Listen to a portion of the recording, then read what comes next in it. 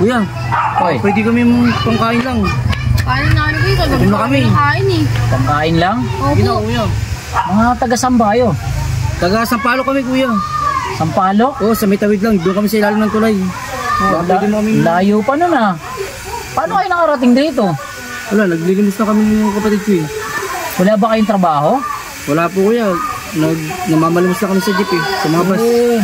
Ano bang trabaho ng nanay at tatay nyo? Iya, wala na kami mamagulang. Ganun ba? Eh, sa lansangan na lang po kami natutulog. Baka pwede mo mabigyan ng pagkain. Kahit pang bili lang. Bakit? Di pa ba kayo kumakain? Di pa po eh. Kagabi pa kami nakain kuya. Bakit kasi hindi kayo maghanap ng trabaho? Iya, walang tumatanggap sa amin eh. Mukha daw kami magnanakaw. Tsaka mura kami mga rugby boy. Hindi, kung ako naman sa inyo, huwag niyo isipin yung mga sinasabi ng ibang tao. Ang gawin nyo, panindigan nyo yung sa sarili nyo na kaya nyo buhayin yung sarili nyo at ipakita nyo yung yung pagbabago.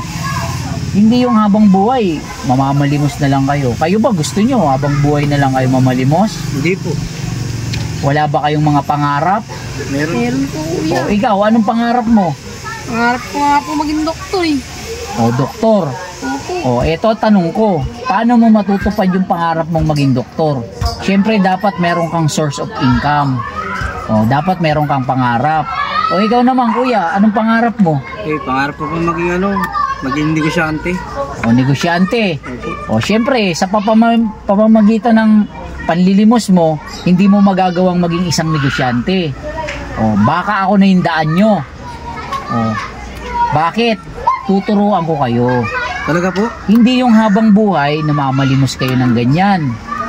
Di ba? O, kailangan merong tulay. Katulad ko. Siguro kaya tayo nagkita ngayon. Kasi ako yung tulay nyo. O, eto ha. Meron akong ibibigay sa inyo. 500 piso. Pero, ang gusto kong mangyari, hindi nyo uubusin to sa pangkain lang. Ha? O, like for example, yung 100 pangkain nyo. Yung 400 pesos na matitira, gusto ko ipuhunan nyo sa negosyo. Anong negosyo? O tuturuan ko kayo ha. Katulad niyan, sanay naman kayong gumala at mamalimos, di ba? Opo. Magtinda kayo ng basahan. Paikutin nyo yung pera. Basahan? Oo. Yung masahan sa yung binibenta ng mga naglalako para sa mga nagbebenta sila sa mga... Pag nakabenta kayo, ipuhunan nyo ng ipuhunan. Tapos kapag ka lumago, matutupad ang pangarap mo, maging isang businessman. At mapapag-aral mo na ang kapatid mo bilang doktor. Oh. Ano? Sige na, Salamat baka hindi po, pa kuya. kayo Sige, kuya. Salamat Makakasa po ka. kuya. Okay. Sige po. Thank you po. Sige. Sana matupad nila yung mga pangarap nila. Kawawang mga bata.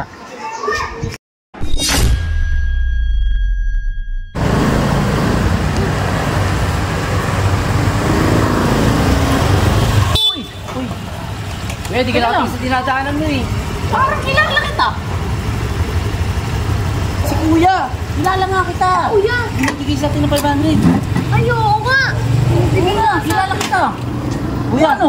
Kumusta? Kamusta po kayo? Namamalimos pa rin ba kayo? Ako hindi lang po kuya. Ganun ba? Alam niyo po kuya, Oh. yung binigay niyo sa amin ng 500, sobrang ang laki ng nagawa Bakit? sa Ano amin. nangyari? Eh, yung 500 po, pinaikot po namin yun. Pinabili po namin ng basahan.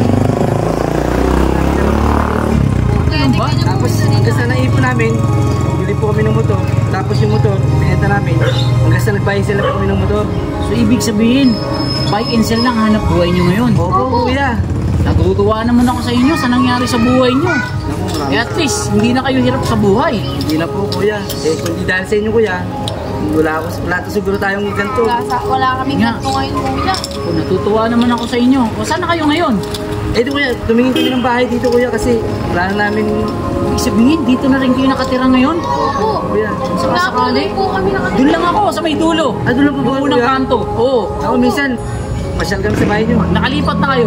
Sila nyo ako doon. Total. Ako lang rin naman mag-isaran eh. Opo kuya. Sa ganun, may makakausap ako. Paano? Una na ako. Sige po kuya, maraming Sige. salamat po kuya. Okay. Ingat Sige kayo. po, kuya. Sige.